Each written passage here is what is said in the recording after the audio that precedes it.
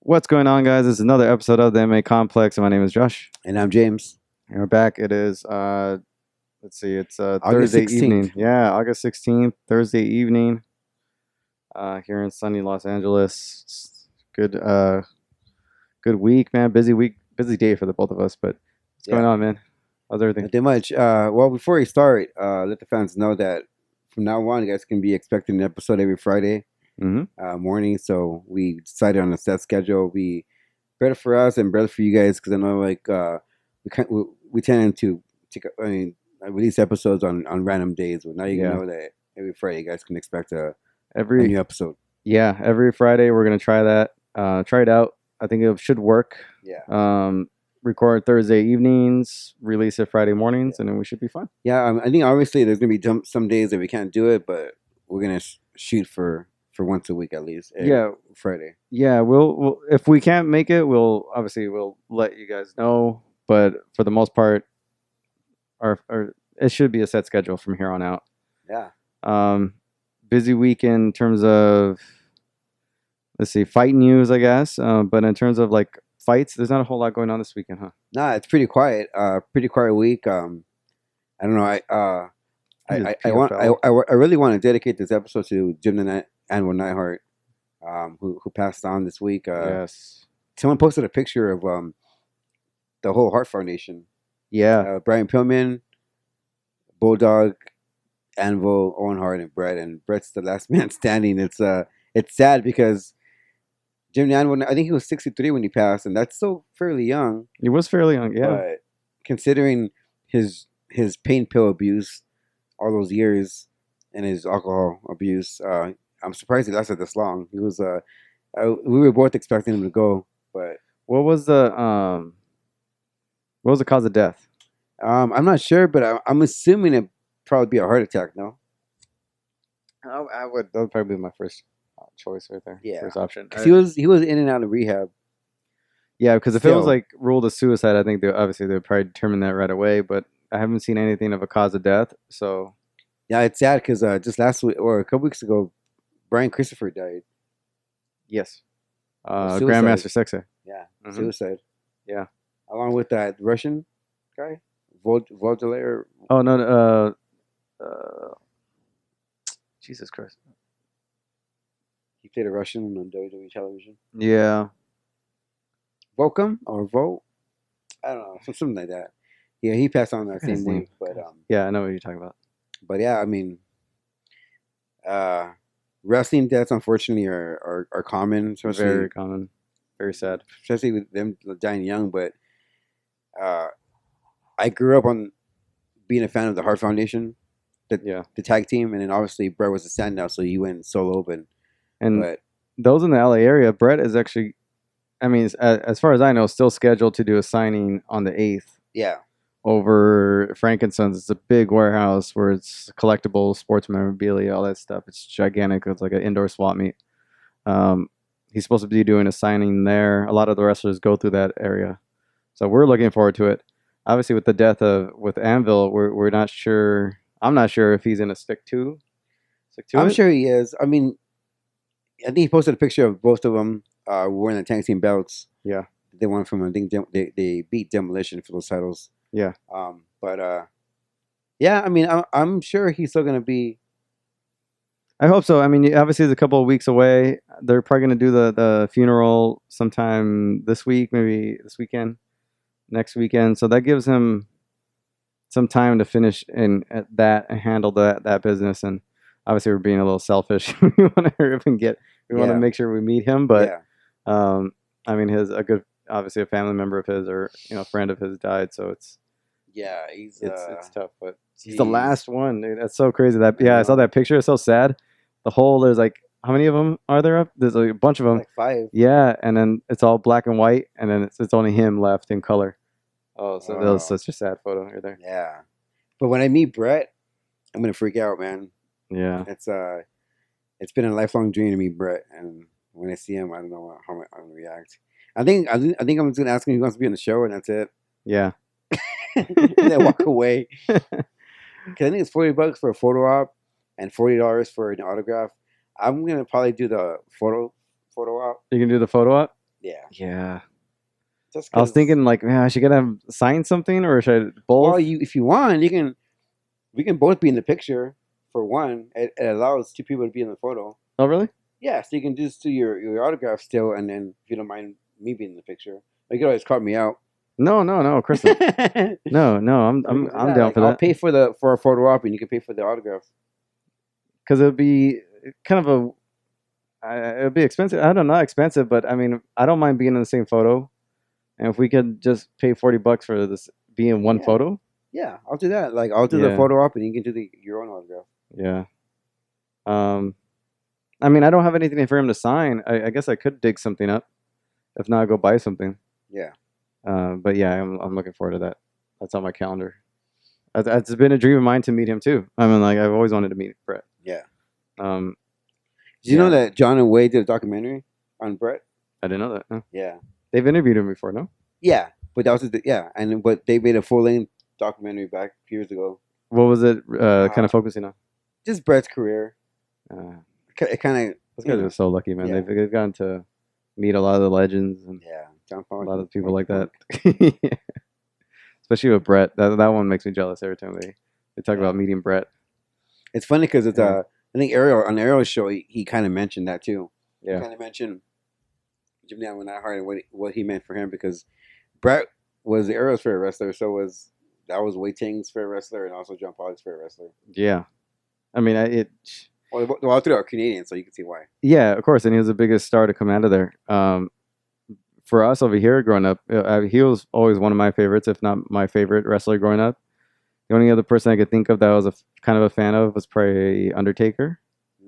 Um, but early Undertaker, and then Razor Ramon I really liked, but Bret Hart was by far. And then as I got older, it was Chris Benoit. Yeah, it's been a while. Yeah, those tacticians that that had style, and those Yeah. yeah, those two guys were like my younger version of me and the older version of me. Those are two of my favorites growing up. Yeah, I think when Owen died, Brett wrestled Benoit Yeah, for the tribute match. yeah, Owen Hart tribute match. And that was a great match. Bret Yeah. beat Benoit via sharpshooter. yeah, yeah. So to MMA news, I think Connor and Khabib is set. Obviously, you have the tickets going on sale this weekend, this Friday, tomorrow. Now ticket prices got released. We'll talk about ticket prices and we'll talk about the card. Ticket prices, nosebleeds, starting $205. You think it's too high? I think front row you pay a few thousand, a couple thousand. I think it's like 1,500. It said.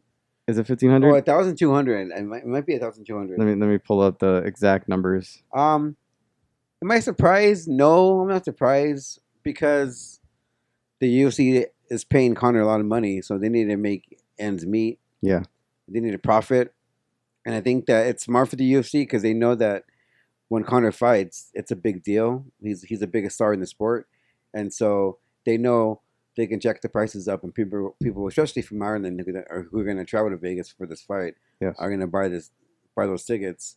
So I think the UFC did it because they want to not only make revenue, but I think the gate's going to be over 3 million easy. Easy, I think so too. I think it'll probably sell out. Definitely sell out. Yeah, $205 starting, not including fees, and maximum amount is $2,500. Oh, it's 2,000. Yeah, Wow. $2,500 for front row. I'm assuming for front row. First few rows. So that's a pretty steep price. I don't remember the last UFC card that had those kind of prices. But I don't know. I mean, obviously for a big venue like that, because it's not like a MGM or like the Mandalay where it's a little bit smaller of an arena. Yeah. Anywhere you sit, you could probably get a good seat. These are bigger. This is like Staples Center, T-Mobile Arena. They're bigger venues. So nosebleeds, not the greatest view. Yeah, I don't think I'm gonna go. I was thinking I was considering buying tickets, but I'm like $205, probably 220, 230 by the time fees are implemented. I just don't feel like I don't know. Plus I a think trip out there. plus the cost of a hotel room, gas, food. it's an expensive weekend right No, when I there. say that I'll be there, I mean I'm going to go to the T-Mobile Arena and see Metallica. In Oh the fall. yeah. Wait, that's in the what, In the November? fall. November, Yeah. yeah. I've been there before. It's a really nice arena. I think I saw a year or 2 years ago was Rolling Stones. I saw them there. Um, it's a nice arena. It really is. But I the, you're sitting at the top. It's not the best view, but it's not the worst. But for a fight, it's not ideal. I don't think. So I'll just stay home. I'm just gonna stay home. Maybe have something here, or maybe go to a bar or something. Yeah, because I mean, why pay all that money to sit way up when you can't even make out what they're doing? Yeah, you're pretty much staring at a screen the whole time. Yeah, it's not worth it. But I can see why the UFC is doing it. And no matter how much people will criticize the ticket prices, it's still going to be a sellout. Now let's look at the card. You have Conor. As of right now, you have Conor and Khabib. You have Derek Lewis and Alexander Volkov, Sergio Pettis and Jussier Formiga, Ryan LaFleur, Tony Martin, Michelle Watterson, Felice Herring, Ovin St. Preux on there against Dominic Reyes. That's a good fight. Leon Landsberg versus Yannick Kuniskaya, Sean O'Malley, Jose Quinones. Not a bad card because you got some, names on there, at least hardcore names, like Sean O'Malley. The female fight, Landsberg and Kuniskaya is a good one. Ovin St. Preux, Watterson, Herring. Derek Lewis is on there. Sergio Pettis is on there. So you got hardcore fan names. And I think this is pretty much... I don't know if this is going to be I don't know what the co-main event's going to be. By this time, they should have a co-main event. If it's Derek Lewis Volkov, I don't know if that's a good enough co-main event, really, for this. Well, they're not definitely they're not gonna have another title fight on there because guys who compete for a title, they tend to get paid more. Yeah. So don't look for any title fights in this card. But I don't know. Like, you look at the card, there's hardcore names, but anybody outside the hardcore scene won't know who these people are. But hopefully, with Conor and Khabib at the top of the card, the other guys would get a rub off of that, and they can feature their current star and hopefully create new stars when the night's over. They're gonna add at least 4 more fights, if not 2 to 3 more fights. So I mean, yeah, no, I agree. I mean, some of these people are probably gonna get a rub from the limelight from Conor and Khabib, in terms of the casuals, but I don't think a whole lot. I think it's obviously for casuals the focus is Conor Khabib. To hardcore it's Conor Khabib, but as a hardcore, the rest of the card it's interesting, but it's not necessarily like, am I willing to pay $60 to $70 to see this? I mean, who knows? The UFC might charge $100. We don't know. That's true. I hope they don't do that. I mean, I see them doing it because they know that people are going to buy that card.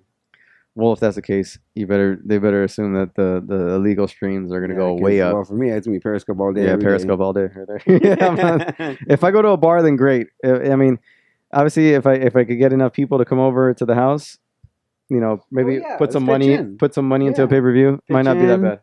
Buy some beer. Yeah. Let's do that. Might end up just doing that. Yeah, let's do that. But it's a decent card up to now. Not the greatest. I don't know if it's, but let's see how it shapes up in the next month or so, few weeks, because they got to put this together because October 6th. Yeah, it's not that far off. Not that far off. Less than 2 months. Now, so there's that. Let's go on to 227's estimated pay-per-view buys came out, which was around 300,000 or so. Which card was that? Was that the Stipe? No, that was oh yeah, the Cody Garbrandt. Cody Garbrandt and Dillashaw. Mm-hmm. Yeah. Surprising? Did you think it was going to get that? Do you think they're going to get 300,000, or do you assume lower or higher? Where was your numbers at? I thought it was about 300 or less. I mean, I think it surprised a lot of people, though. Considering like the bantamweights kind of headline the show, and then followed by the flyweights. Yeah, I think it exceeded expectations for sure. Yeah, just because they weren't the biggest names, as far as casual viewing. And the card as a whole wasn't exciting. It wasn't great. I think it was a top heavy card. The top heavy card, yeah.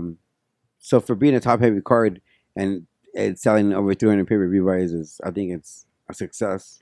I think so. By far, I think is definitely a success for those weight classes, and it speaks volume to the popularity of all the fighters involved. I think. I think for me, there wasn't a whole lot of buzz coming in. It surprised me that this was like a sold out event over at Staples. I didn't think it was gonna even get that. But I mean, I did. I think LA was hungry for a UFC I think event. so. Yeah, I think you have to chalk it up to that. Yeah, And then 2 title fights is another thing. Especially that Henry Cejudo is from LA. Yeah, but the names were like hardcore names. They weren't like casual known names. So it surprised me that people turned out. But I think LA don't get enough credit for being like educated and it's a big, it's a hardcore fan base here in LA. It is. I think obviously I think at the UFC I think doesn't come here that often. I mean, and when they do, I guess it shows that the fans are hungry for it. Yeah. Obviously with the attendance and the pay-per-view records, but I think they underestimate the LA market in terms of being a hotbed for MMA, which is crazy because they're the second biggest market behind New York. But I think also like I was also going to consider the comp tickets. That's like true. A lot of UFC fighters or MMA fighters live here in Southern California. A lot of them, and a lot of the Hollywood stars are obviously looking for comp tickets. Yeah. So. Which it's funny because they're the ones that actually can easily afford. Yeah, and then they're asking for free tickets. They're always looking for. You always hear celebrities hitting up Dana for free tickets. Yeah. So the attendance surprised me. For me, this was surprising. Attendance, especially with the trend in pay-per-view numbers and just FS1 numbers and you name it, just all for the most part going down. A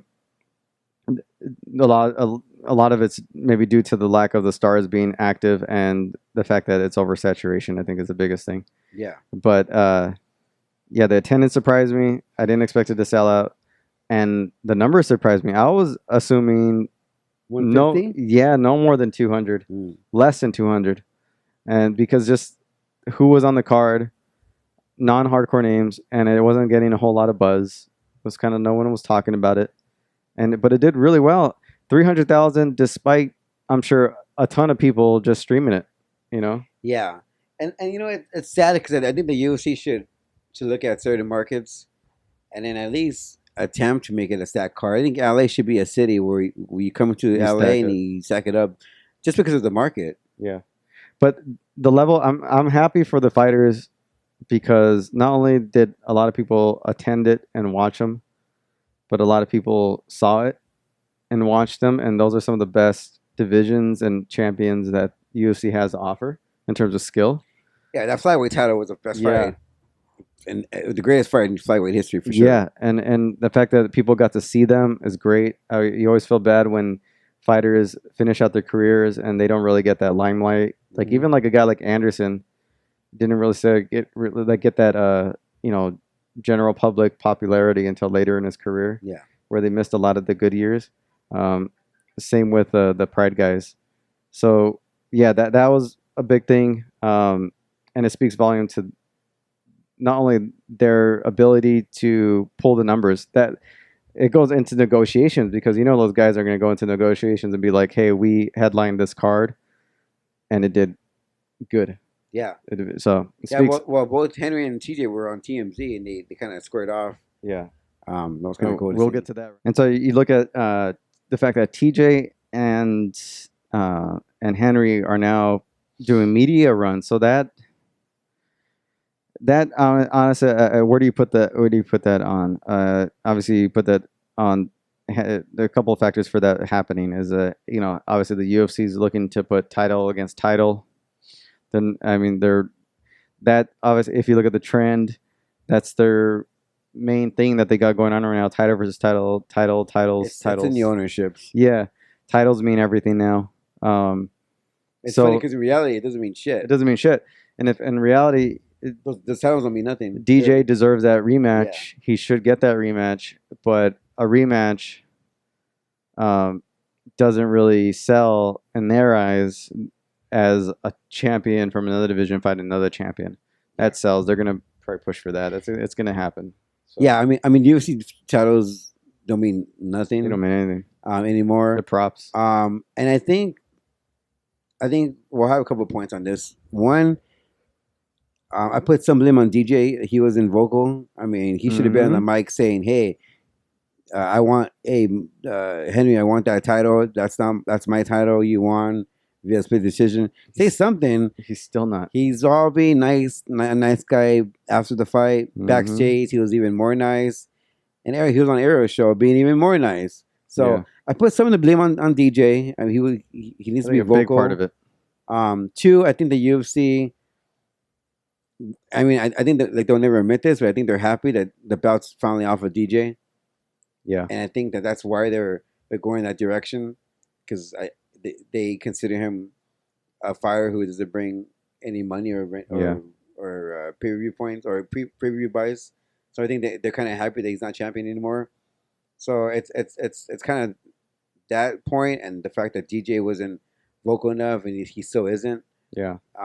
And like you said, Josh, I think the UFC is focusing on champion versus champion. I think in their eyes, having that champion versus champion is going to sell pay-per-view buys, which I think it's not. I think it's just making those titles lose value, and I think that they're kind of killing the whole super fight kind of aura about this whole thing. Yeah, I think the super fight, it's not necessarily super fight. It's just champion versus champion. I mean, nobody's really a misused word now. Nobody's clamoring for that fight. Neither one of them have really established themselves as champions in that division.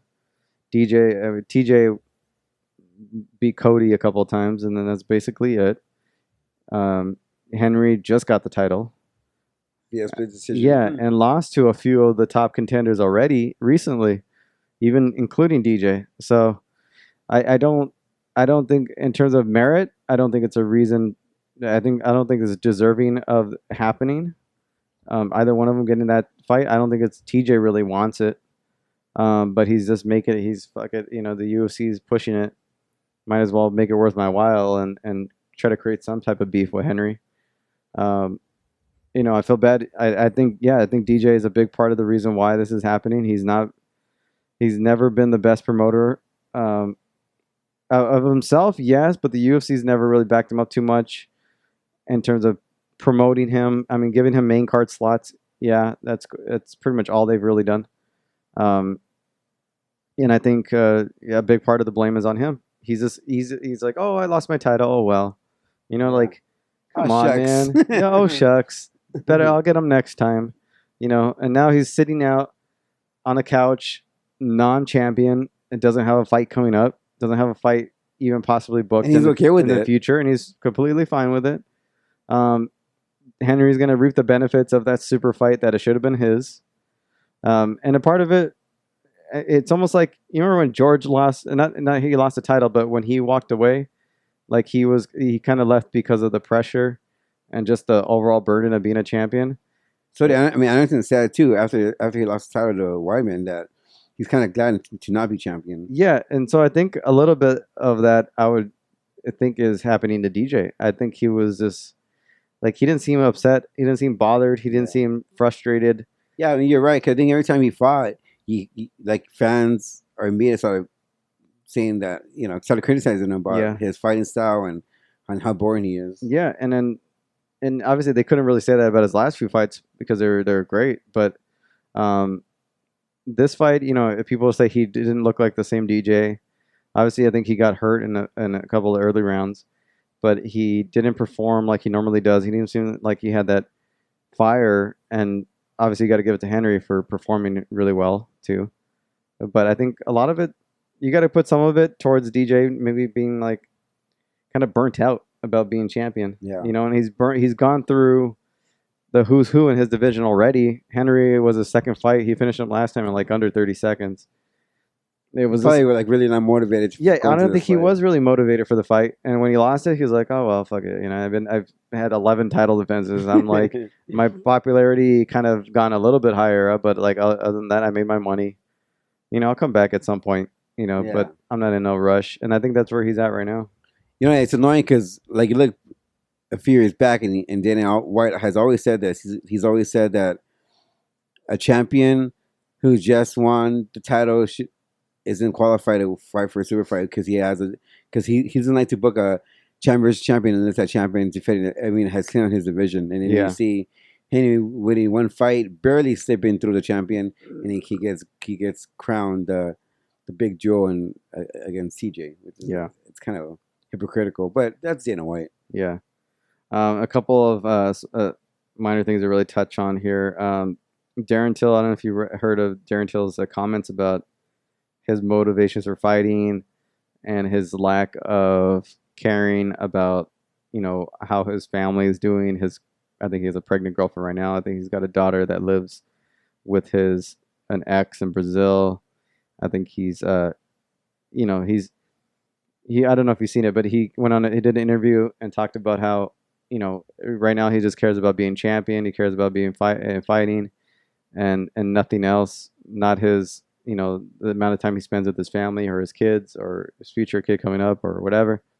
And it kind of sounded very cold hearted, and really like people. He got kind of criticized for it, and I think he even had to go out and clarify his comments, saying that I care about my family, and then it, you know, it's kind of taken out of context in some way. My fiance, my pregnant fiance, I was like sitting right behind the camera and kind of like laughing at some of the things I was saying.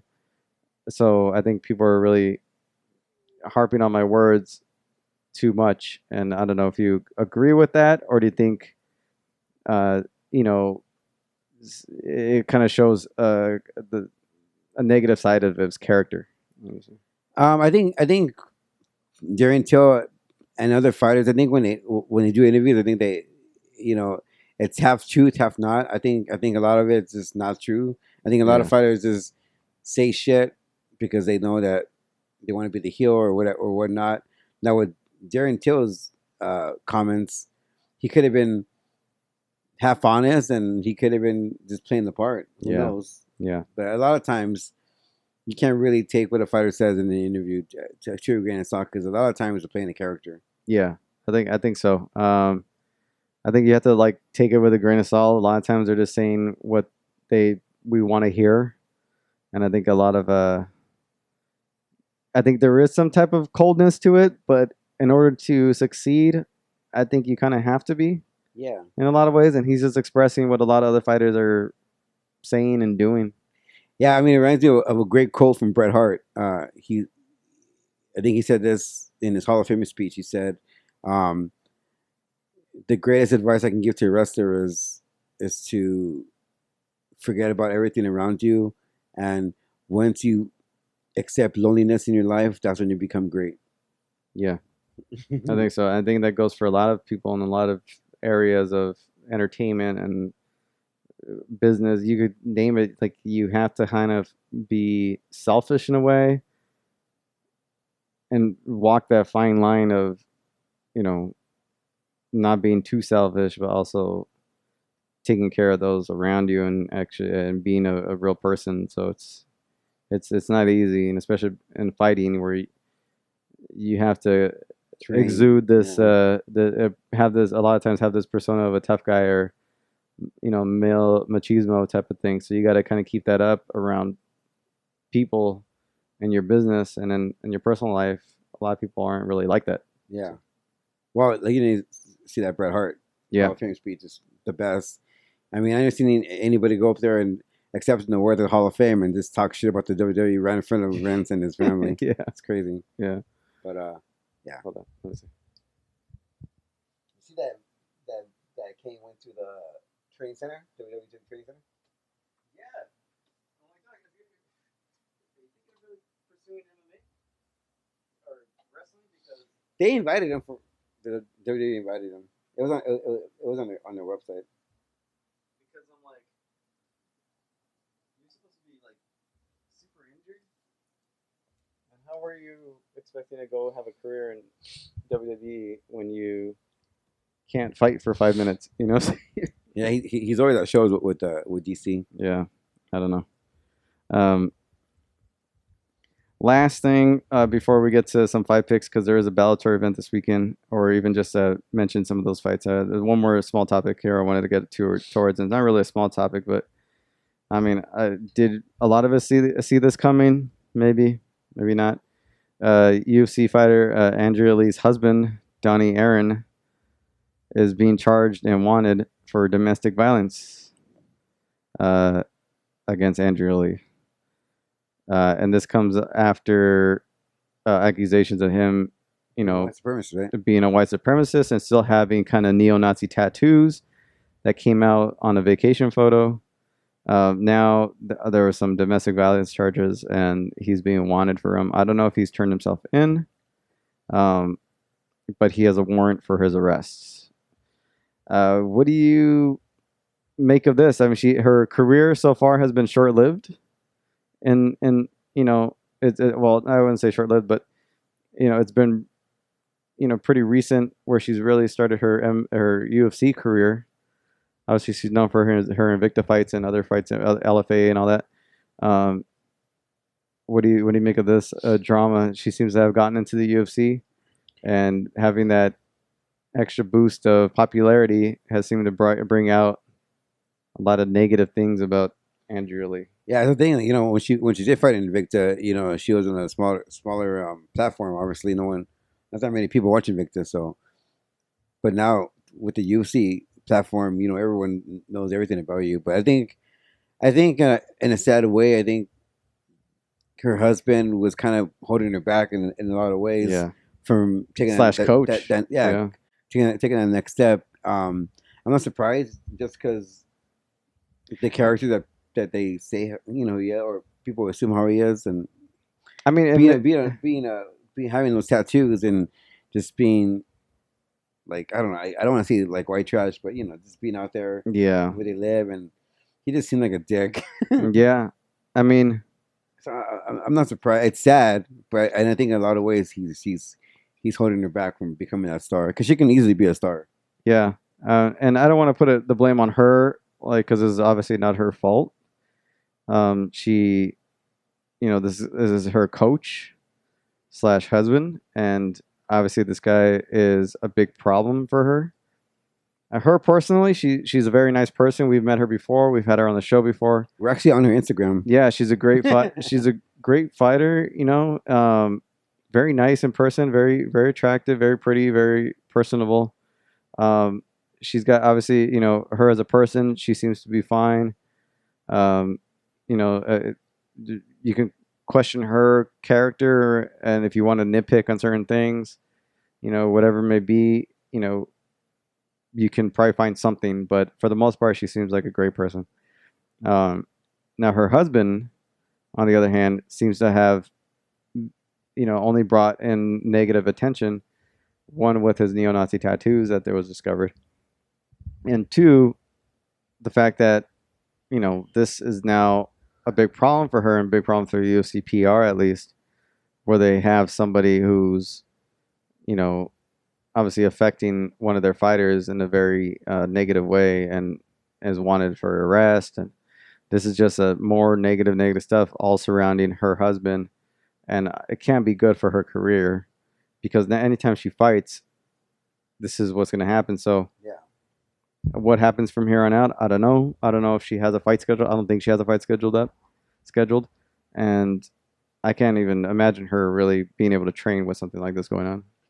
No, I think the UFC is gonna probably like hold her career, like hold her from booking her a fight until she gets things cleared away. Mm-hmm. I think the best move for her is just to separate herself from him, find a different team, and then just move forward. Yeah, just get out of there. Even if she stays together with him, she needs to separate herself. In order for her to succeed in a career, I think she needs to separate herself. Especially with her having a daughter. Yeah, you know, it's just a bad environment all the way around. It's bad environment. So unfortunate news coming out of that. I don't want to end on that. We do have some fights coming up. Obviously, not a big weekend. Yeah, PFL tonight. actually on MSNBC and no NBC Sports Network. That's tonight, and also on Facebook. That's PFL 6. It's pretty much a weekly event now for PFL. Check that out. And you also have Bellator 204 tomorrow night. Caldwell making his return. Darren Caldwell against Noad Lahat. That's the main event right there. You have AJ Matthews on the card.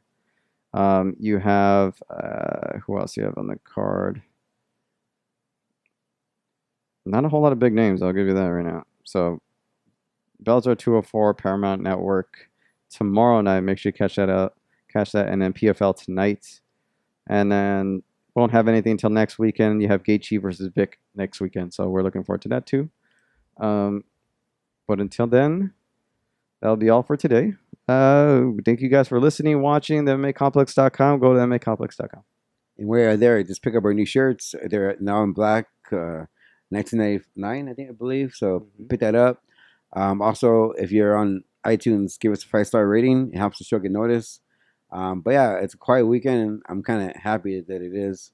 I get to relax Yeah. a bit. But yeah, so next week we'll talk about Gaethje and Vic, right? Gaethje and Vic. Yeah. And until then, you can follow us on social media. You can follow me on Twitter, MMA Complex James. You can follow him, MMA Complex Josh. You can follow the show on every platform, Facebook, Instagram, and Twitter, all under one name, MMA Complex.